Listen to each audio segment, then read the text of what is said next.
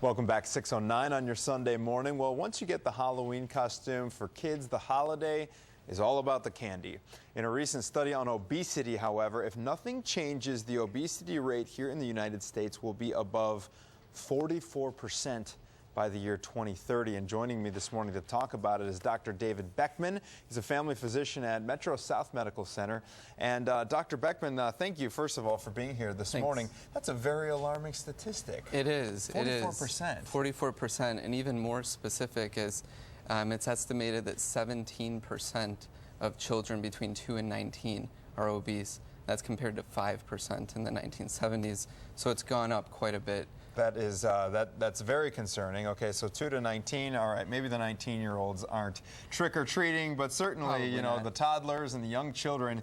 Let's start over here. The disadvantages to handing out candy like this. Sure. So this is a traditional bowl of candy that you get, and it's a bit naive to think you're not going to hand out candy.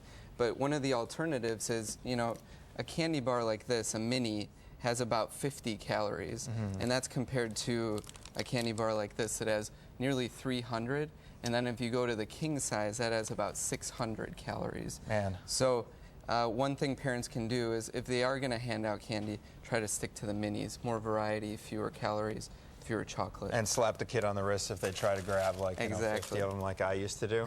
Now, there are obviously no requirement to hand out candy bars. You've brought in some alternatives. Tell us about these. Sure. So these are packages of sliced fruit. These have about 35, 40 calories. Apples, they have some cinnamon, so they still have a little bit of the sugar, kind of the sweet taste that kids love. Fruit snacks are also a great alternative. This is a particular brand that I like. It's Annie's. They have organic snacks, nice alternatives for kids, and they taste good. Yeah, they taste good, and they're in the fun little size. Yeah. Now, handing out food. Oh, here we go. These are this is yet another alternative. So these are great.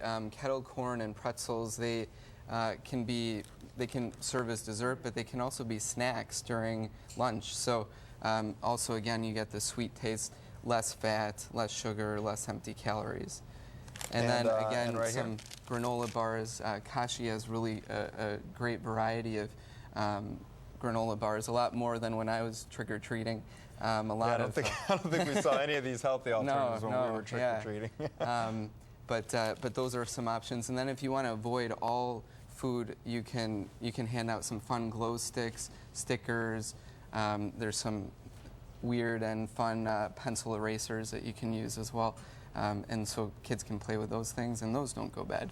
Dr. Beckmann, before we go, any just tips in general for parents, of children ages, let's say, 4 to 10, to avoid going down that, concerning and disturbing almost road that we talked about of obesity earlier? Sure. Well, if you're focusing specifically on Halloween, you want to give them a great nutritious meal before they go out, so that they aren't getting that huge calorie bomb when they leave. But I encourage sitting down with parents, and also parents emulate the decisions that their children make, and so set an example. You want to set an example. Sure. So if you're grabbing a handful of candy, I mean, it's hard to expect that your children are going to do the same thing. Okay, thank you very much, Dr. David Beckmann, for being here this morning. We really appreciate it. And Kim will send things back over to you.